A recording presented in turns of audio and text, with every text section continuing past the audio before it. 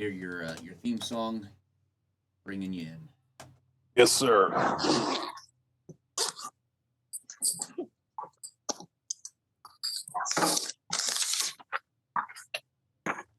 And now it is time for the Patriot Church, hosted by Pastor John Vecchiano. Hey, all right. Good morning, all you lovers of God, country, and family. We are happy you are here this morning. And just wanted to get into some things this morning. It really talks about last night's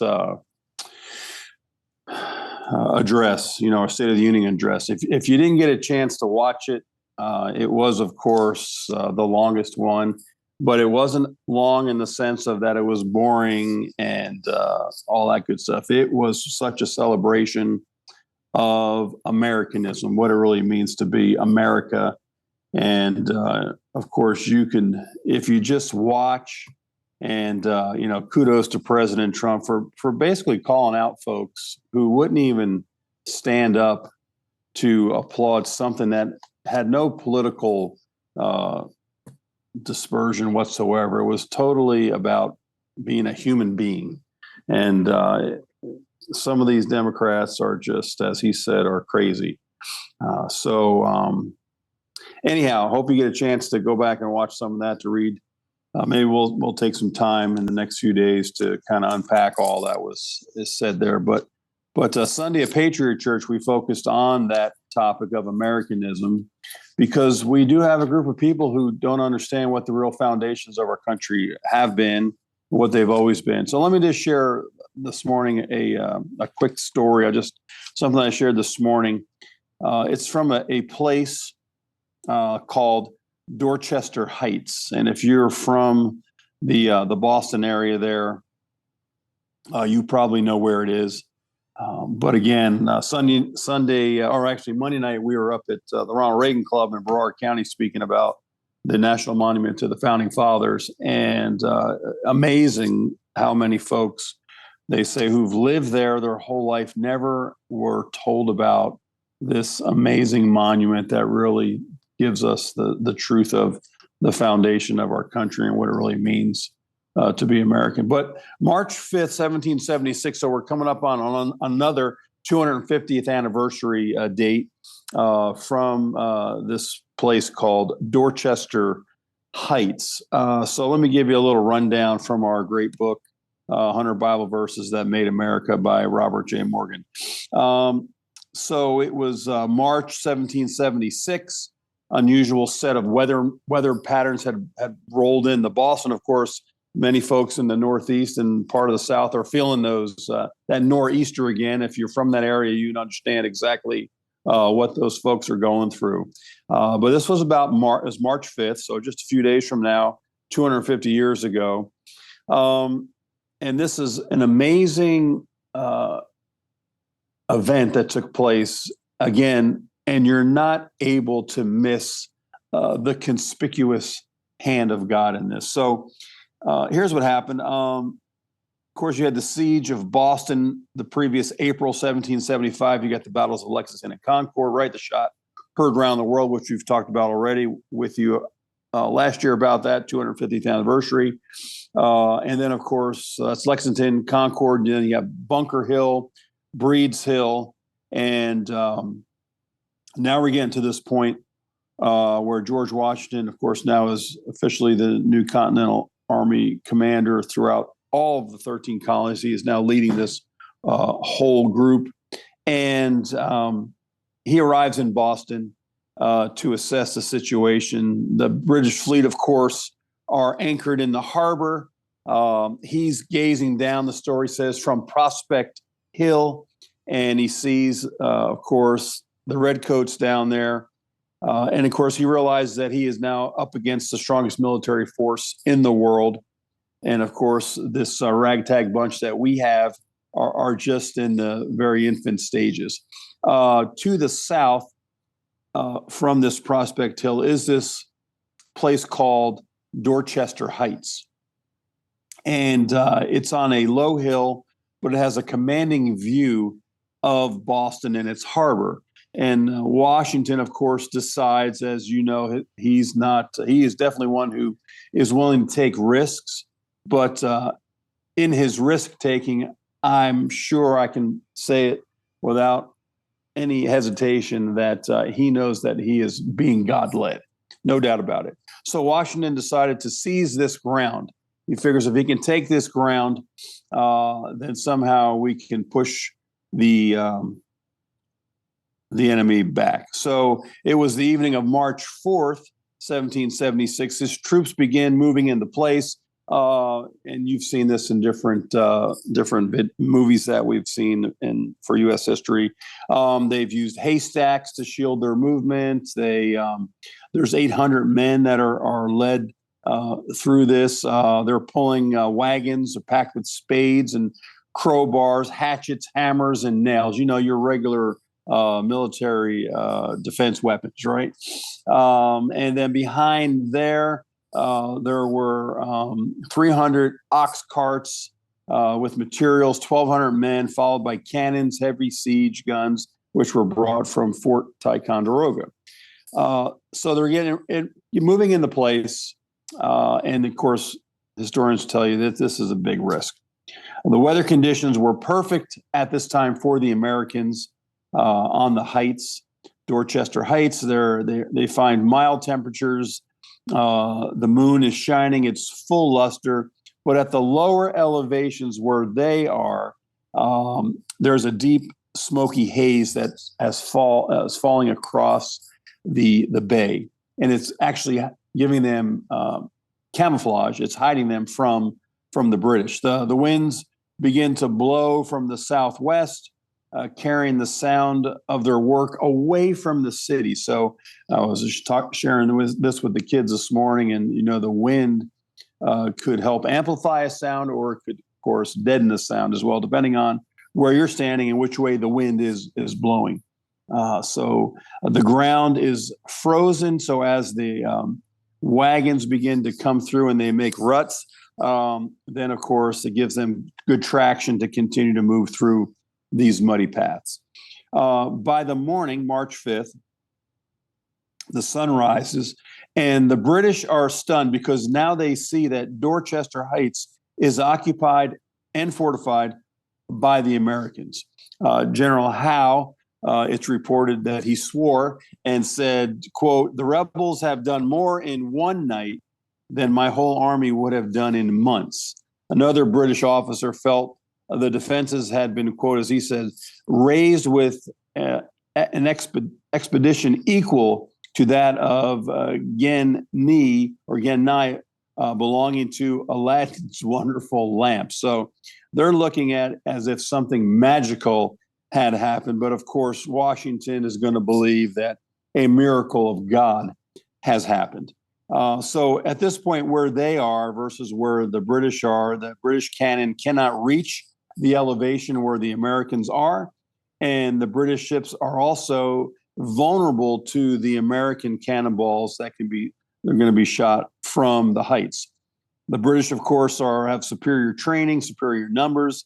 They made plans to storm the heights throughout the day. Washington watched, riding back and forth up and down his line. Reminds me of seeing Gladiator do the same thing in that movie there, where Maximus goes back and forth riding up in front of his line and getting ready to get his men ready.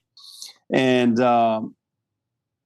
he's reminded, also, this is really an important part. He reminded his soldiers this 5th of March that it also was the anniversary day for the Boston Massacre.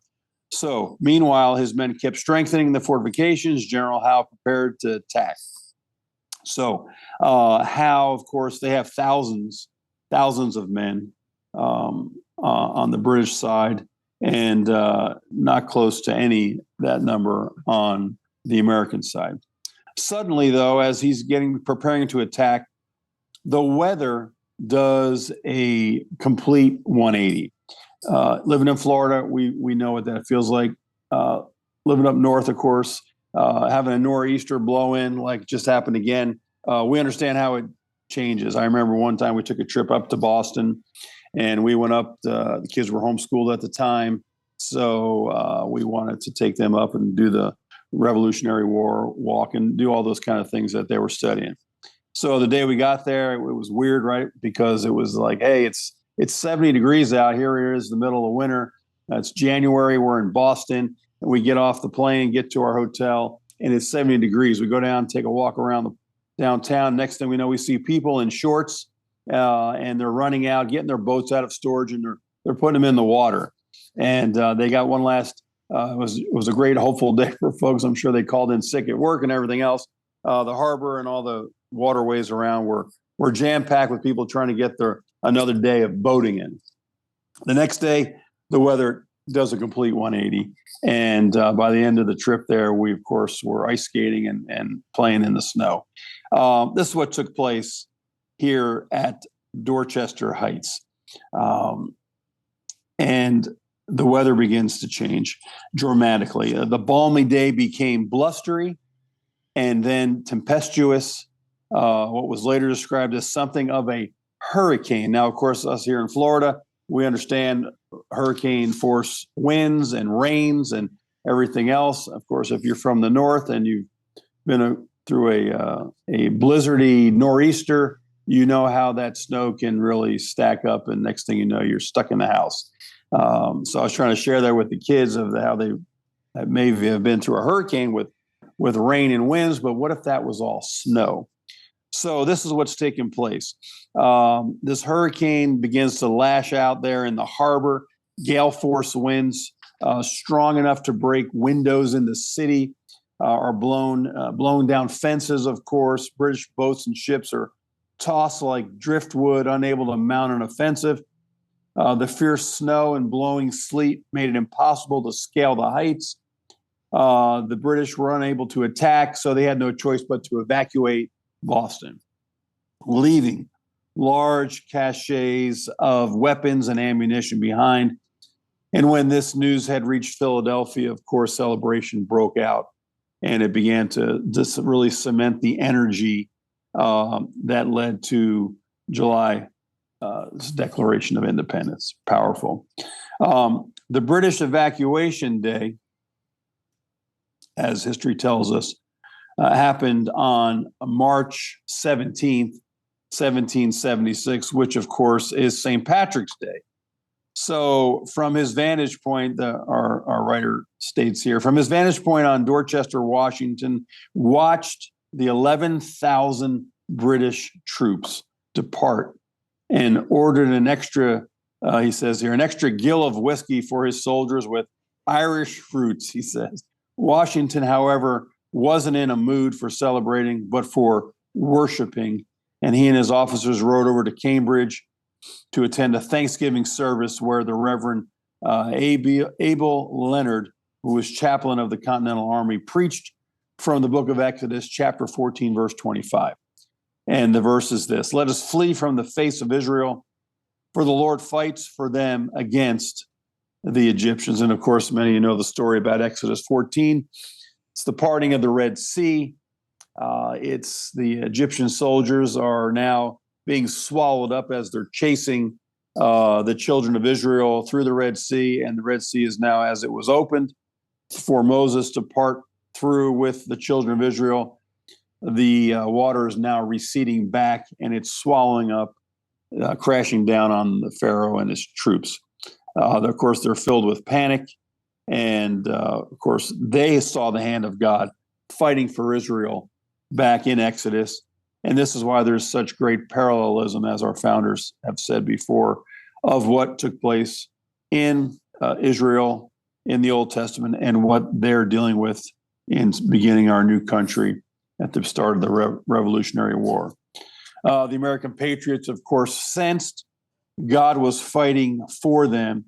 Washington felt that way too. And a few days later, he was contemplating the moonlight on the mountain. It says the fog in the bay, the storm from nowhere, and the marvel of a strategy that achieved success without bloodshed. And he wrote to his brother John, and he said the following. He said, quote, "This is most remarkable." He says that this most remarkable interposition of providence is for some wise purpose, I have no doubt. So again, here's this great reminder of Washington leading the way, and knowing that God had placed his hand and was intimately involved. And as we appealed to heaven for him to intervene, he did so and brought safety and, of course, had the enemy back to retreat. So a great reminder. That is what it means to be American. It is this faith in God. It's this love of country, a deep love of country, real patriotism. And of course, it's a love for family, a love for others. And so again, just want to remind you one more time, Pilgrims to Patriots, of course, happening August 1st, 2026 in Plymouth, Massachusetts. Again, a rededication of the National Monument to the forefathers from 10 to 2, and an event banquet that evening, 6 o'clock. Kirk Cameron, Leo Martin, Dr. Paul Geel, Dave and Tim Bartner to be there, William J. Federer, and so many more are going to be there. It's going to be a great afternoon of family for the whole family, food trucks, vendors, games.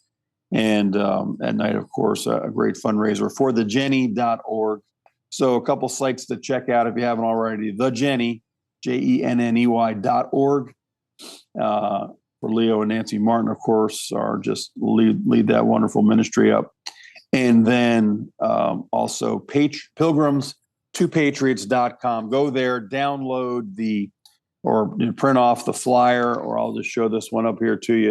And if you get and scan that code right there you see on the corner, that'll take you to the site where you can make room reservations if you want to make a road trip, if you want to go to the dinner and so forth. So anyhow, great reminder, that story again today. Now, thinking about what we're going to talk about in Americanism, and then taking all that and immersing it into last night. Last night was an amazing night. Again, so many folks that President Trump paid tribute to for their heroism, moms and dads and families losing loved ones because of illegals, criminals who were here in our country, killing so many. And again, people getting great awards. The men's hockey team was there. It was an amazing picture to see the crowd yelling USA.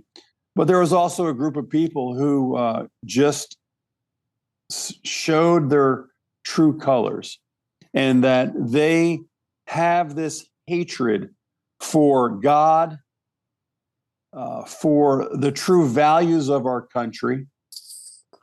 And most of all, they have this true hatred of President Trump. And again, I'm sure it must be in there by now that TDS syndrome, Trump derangement syndrome, is certainly going to be one of those new DSM.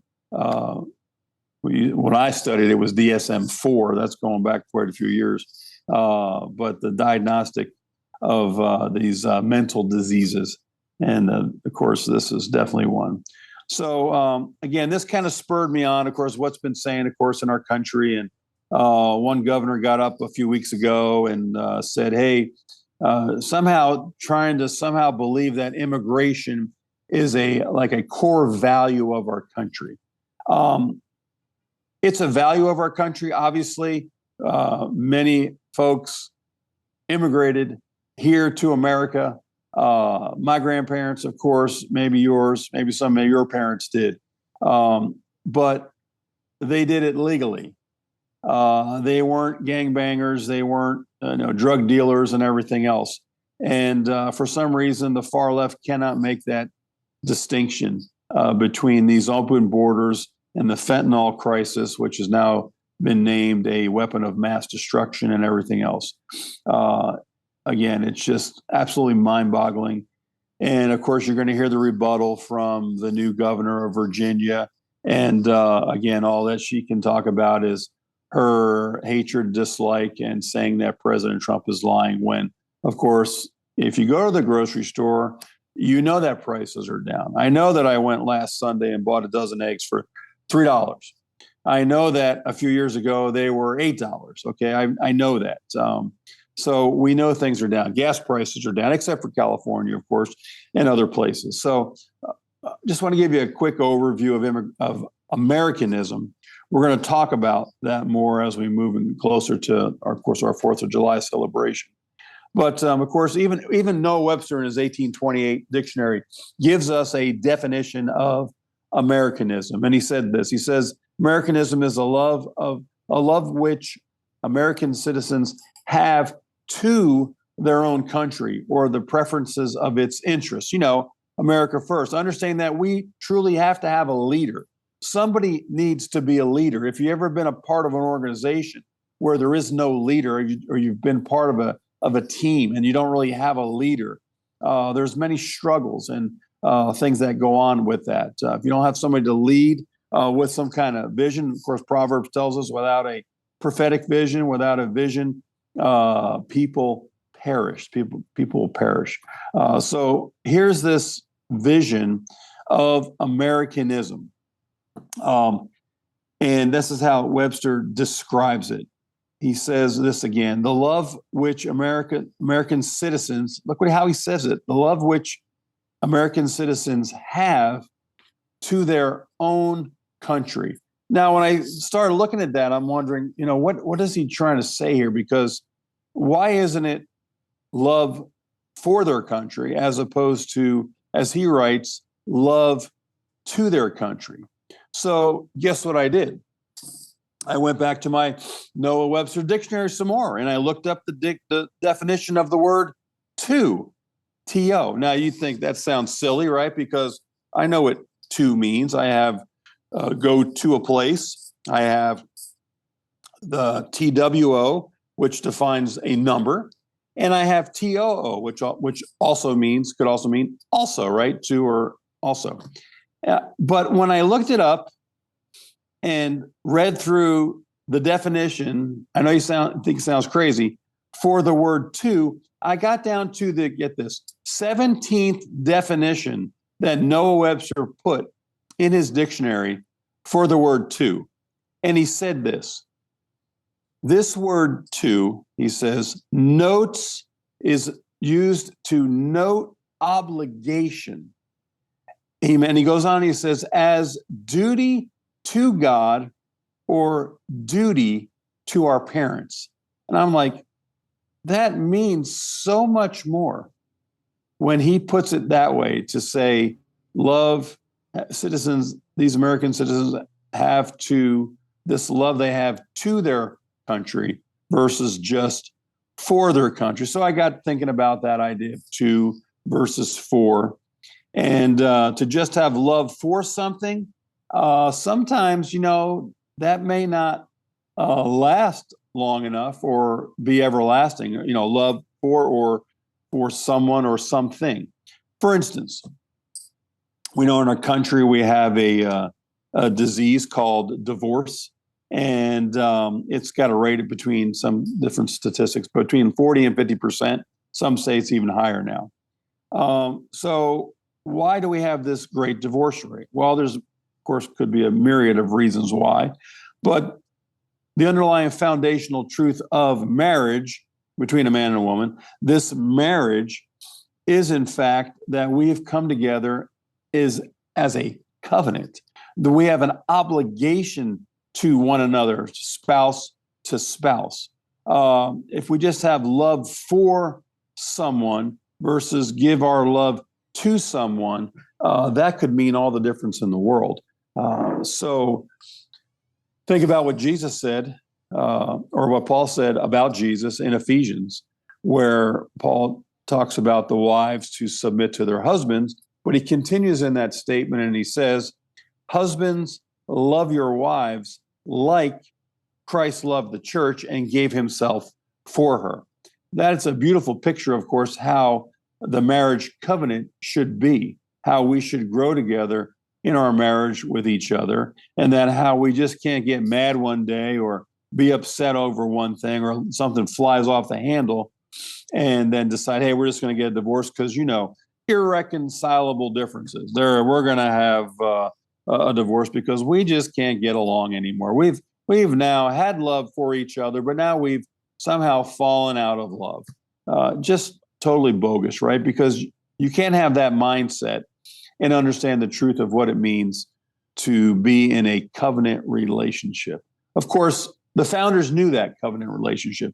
They knew that before they stepped off the ship in the harbor on the Mayflower, because when they signed this compact, which of course was a covenant for them, they were going to make sure that they were going to have a leader, a king. His name was Jesus, no longer George. And before they got off that boat, and before they were going to touch their feet on that land where God had led them, they were going to make sure that they were going to be in right covenant relationship with Almighty God. How about love for country? We hear that a lot all the time, right? Love for country. We saw people last night in the presidential address saying on both sides of that aisle that they love their country. Well, what does that actually mean? Some people say we have love for our country, and that love for country versus love to their country, this obligation to their country, this obligation to uphold the Constitution of our country, has been set aside just to say, well, I love my country, and because I love my country, love is love, and we're going to open up the floodgates of our country to fundamentally transform America. We're going to do that through open borders. We're going to do that through DIE and CRT and all this other malarkey and everything else. That's why you have to understand the truth of what Noah Webster said in this regard to obligation, duty to God, duty to country, and duty to our family. In this case, he mentions in particular duty to parents. And what about love for God? This has been an interesting study for me. I began a few years back to clean up my language. Not that I was cussing or anything, but I would say things. Years ago, I'd say, "Welcome to the house of God," when people would come to church in the morning when I first began to pastor. And it's like, wait a second. God just spoke to me in a strong way about that. Look, he says, do you remember this building is not the house of God? That we, the believers, are the house of God. We are to be the temples of the Holy Spirit. So I quit saying things that didn't really have biblical truth in them. It sounded good, and saying you love God. Well, saying this term is another one that I had to change my lingo with. For instance, I'm living my life for Jesus. Living my life for Jesus. Makes it sound like somehow you are doing something by your works in order to, as if you have done something for your salvation, which of course you have done nothing except just give yourself to Jesus. That's how it's supposed to work. So why isn't it I'm allowing Jesus to live his life in and through me? See, if we live our lives for Jesus, we're going to understand what the word burnout means, because we're going to get weary and grow weary in well-doing because we're living our life for him. And when you're doing something for someone else, then your self-centeredness always wants something in return. But when you are crucified with Christ and you no longer live and Christ now lives in you, that's a total different perspective, and you'll have a totally different outcome. So if I've just said things like this, hey, I'm living my life for Jesus, until he doesn't answer my prayers anymore, or I'm living my life for Jesus until, as long as he gives me what I want, because Jesus, I want this and I need this, and, I'm expecting you to deliver on this, right? And how about this one? I'm living my life for Jesus. Or maybe as long as you bless me accordingly, Jesus, I'll be fine. I'll do the things that you ask of me. I'll read your word. I'll go to church. Those kind of things. But if I end up going through some long-term trial and tribulation, not sure. I might just need to go back to my own ways and do my own thing. See, that has no mention, no knowledge, no wisdom of covenantal relationship. And that's what it really is with Jesus, having this great covenant relationship.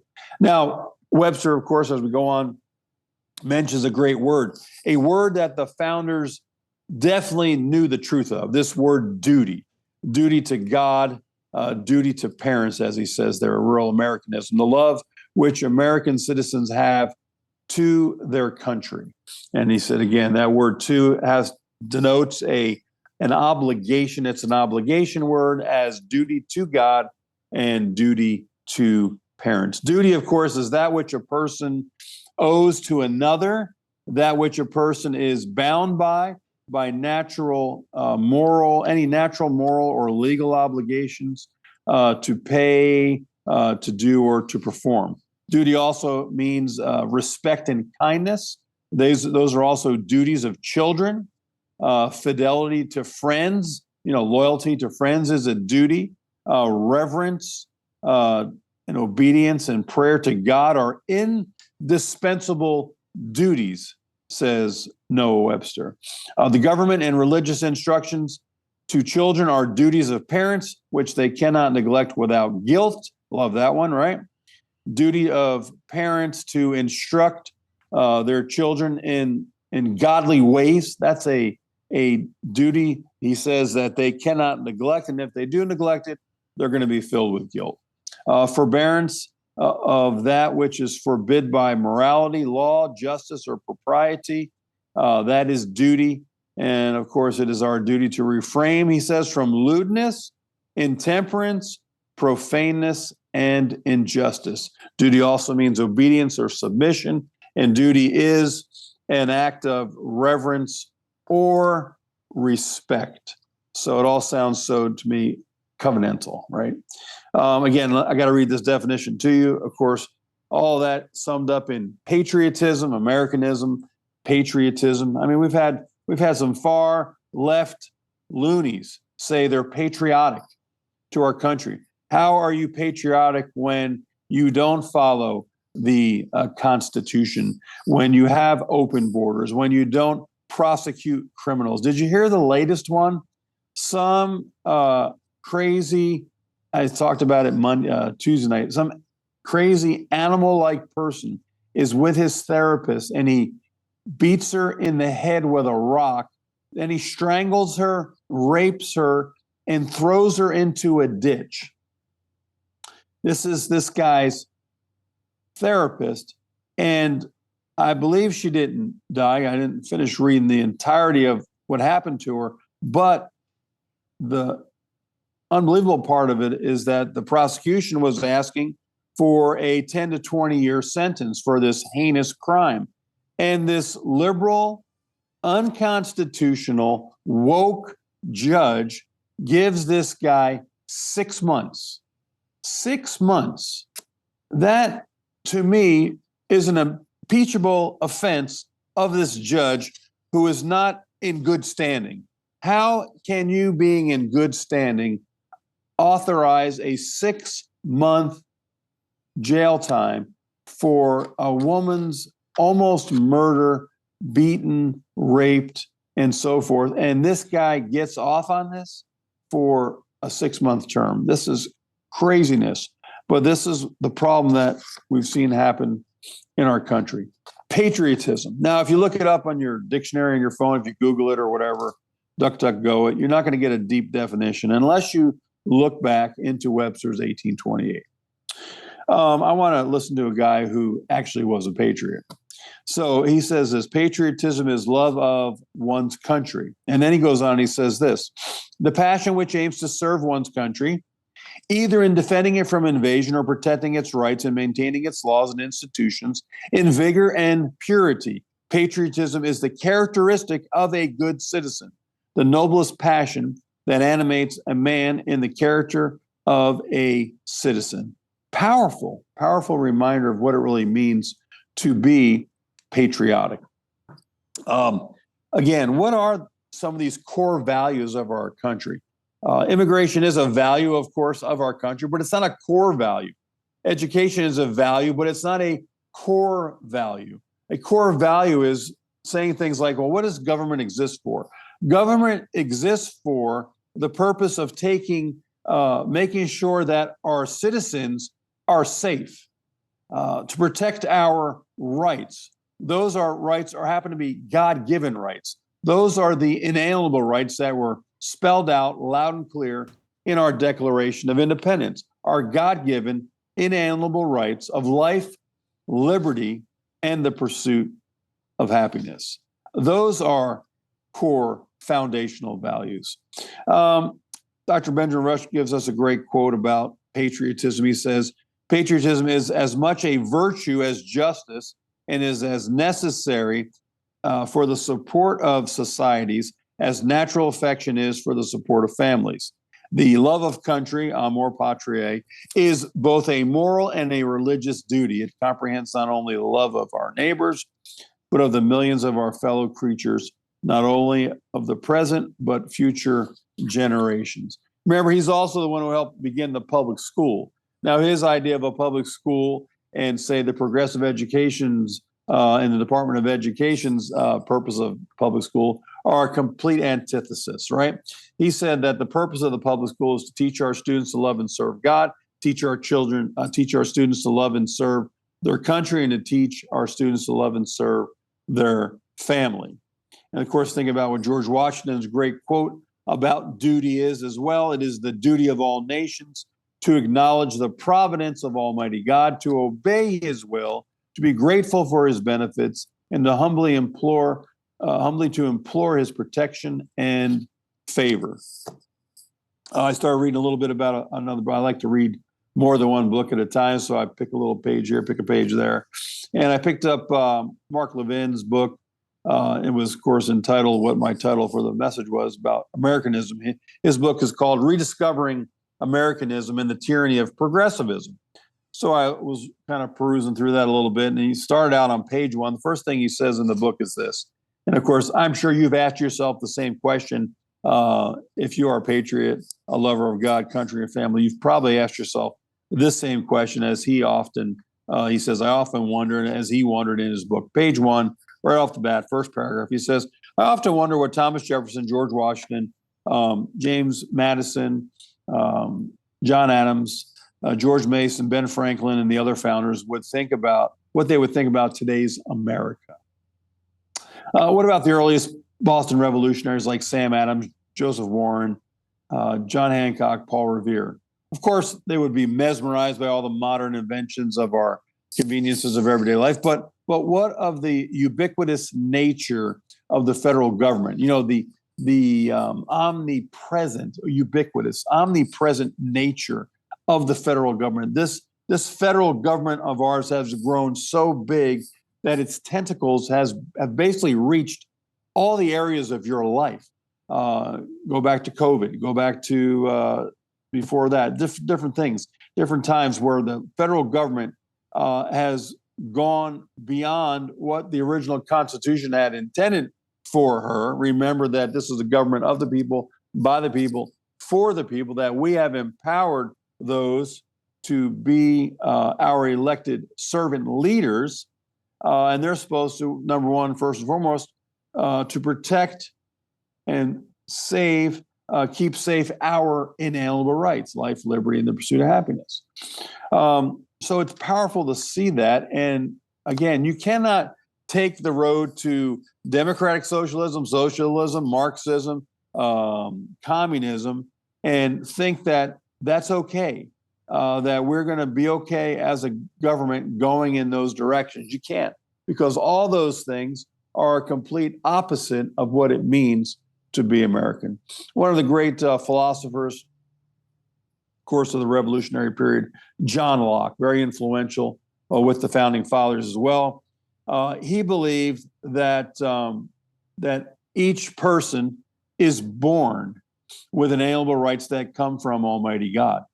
So that at your birth, of course, then you get these inalienable rights, laws of nature, nature's God, right? As Thomas Jefferson wrote, you receive these rights from Almighty God.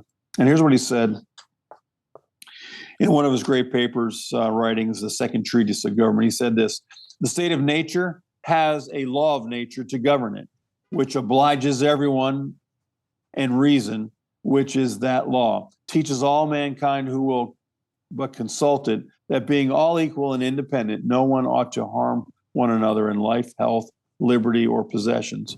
For men being all the workmanship of one omnipotent and infinitely wise maker, all the servants of one sovereign maker, sent into the world by his order and about his business, that they are his property, whose workmanship they have made to last during his, not one another's pleasure. And being furnished like faculties, sharing all in the community of nature, there cannot be supposed any such subordination among us that may authorize us to destroy one another, as if we were made for one another's uses, as the inferior ranks of creatures are for ours. Everyone as he is bound to preserve himself and not to quit his station willfully, so by the like reason, when his own preservation comes not in competition, ought to be as much as he can, as he can preserve the rest of mankind, and not unless it be to do justice on an offender, to take away or impair the life, or what tends to be the preservation of life, the liberty, health, limb, or goods of another. Just powerful there. So that's a real quick overview. We're going to go deeper in the future here about this truth of Americanism, but that gives you a little description of it. And the second point I wanted to get at real quick, I got a couple of big quotes here I want to share with you before we go. Americanism proclaimed. We talk about it being proclaimed. It's interesting when we come to these anniversary times, 50th anniversary, the 100th anniversary, 150, maybe 200 anniversary, 250 now that we're getting to celebrate there. Those are such important times in history. And those should be the pinnacle times of when we look back at history and look back at the founders and so forth. But those days between those celebration times also have to be times of educating, discipling, and so forth of what it really means to be an American. Here's an interesting story about Thomas Jefferson. It's April 24th, 1826. So it's 200 years. This June will be 200 years that 200 years that he wrote this letter. He was invited to the 50th anniversary celebration of the signing of the Declaration of Independence, which would have been July 4th, 1826, which would have been the 50th anniversary. But he wrote a letter to a guy named Roger Whiteman, and basically said that he was going to have to decline because he was getting very ill. And as you guys all know, and President Trump mentioned one of them last night, reminded us that Thomas Jefferson did pass away on July 4th, 1826, but also John Adams passed away on the same day, July 4th, 1826 as well.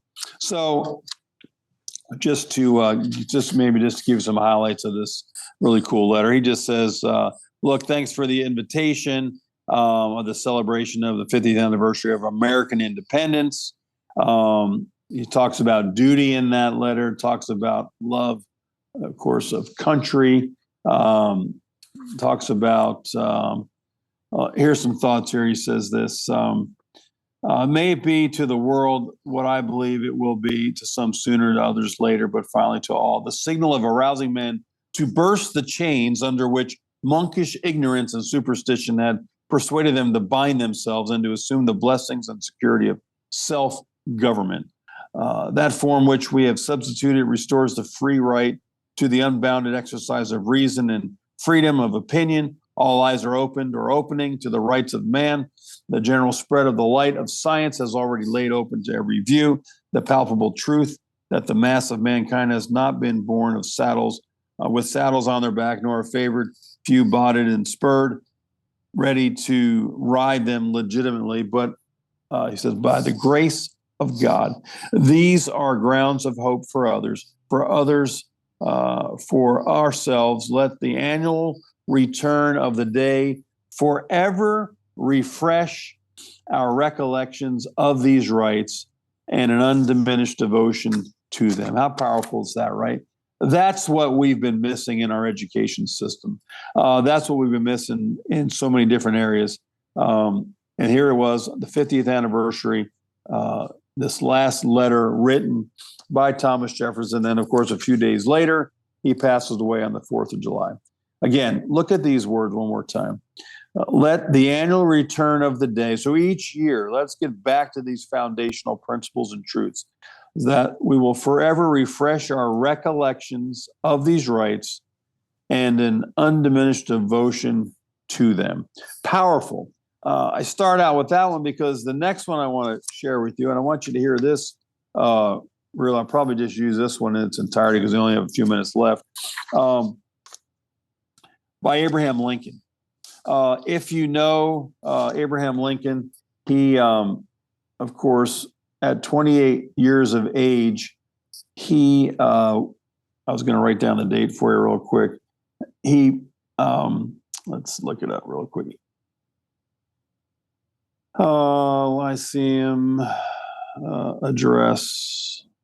Yeah, Lincoln's Lyceum address. So Abraham Lincoln, at 28 years of age in 1838, so he begins to, it's only so 12 years later, Abraham Lincoln gives this speech, this teaching to a group of young men in Springfield, Illinois, and he talks about it, and it's at this speech at what they call the Young Men's Lyceum of Springfield, Illinois. Again, he's 28 years old. Listen to what this young man, young Lincoln, says just, what did we say, 12 years after the death of two great founders.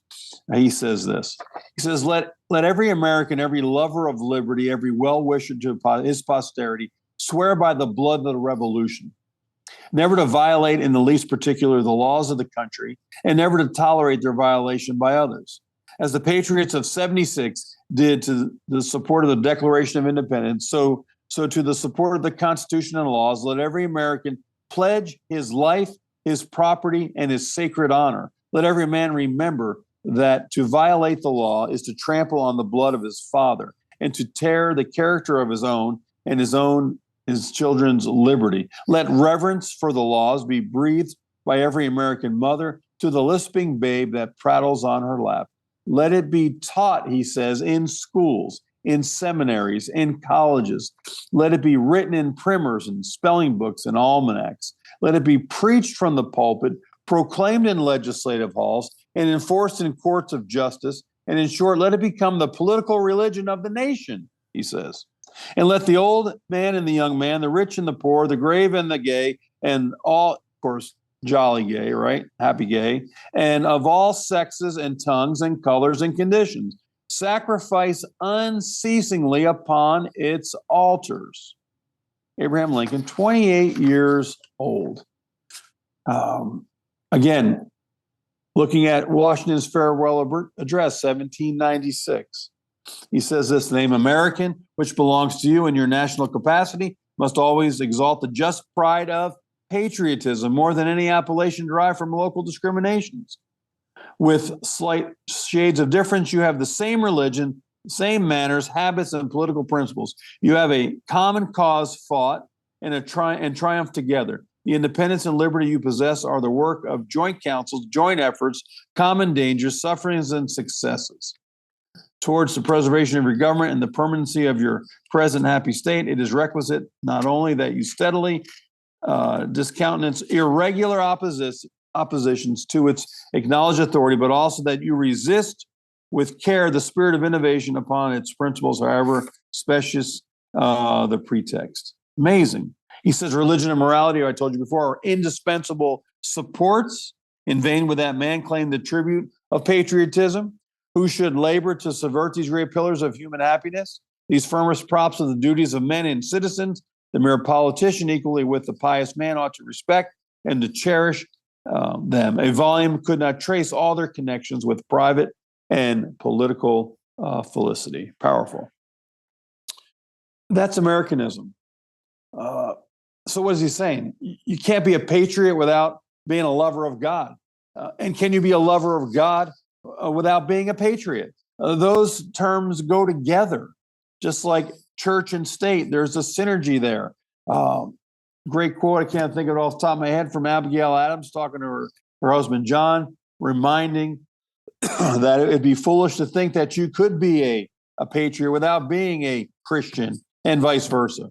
And then, of course, you want to pretend as if Christian nationalism is some evil, horrible thing, but yet, of course, allowing these criminals who are here illegally to go around and murder people in our country. But that's okay. The difference of those opinions are just unbelievable. So, anyhow, watch the address if you haven't. Take some notes. We're going to go into it. And if you have questions or you want to unpack something that was said or double check a quote maybe that was read, because the rebuttal basically from that loony governor in Virginia who ran as a moderate, of course. And of course, when you run as a moderate, look how many we've had in the past, they very quickly begin to sprint to the left. And she's about to increase taxes in the great Commonwealth of Virginia. We see what's going on in New York City as well. And it's just crazy. Socialism never worked. It's not going to work. Socialism is only for the socialists who live on one side of that old fence, and the people are on the other side begging for bread and grocery stores and everything else. Thinking that you're going to get something for free in these days is not going to cut it. So anyhow, I hope you continue to study. I hope you continue to show yourself approved. I hope that you continue to stand fast in the liberty by which Christ has made you free, so that you will not be entangled ever again within the yoke or woke bondage. I hope you continue to love God, love your country, love your family, and that way you can continue to pass on the great torch of liberty to your kids and your grandkids. So God bless you. Thanks for tuning in this morning. We'll see you tonight about 6:15. We go live and get a little bit more about in depth about some of these issues of socialism. So we'll see you tonight. Have a great rest of the week, and we'll see you next time. Thanks so much. Bye-bye.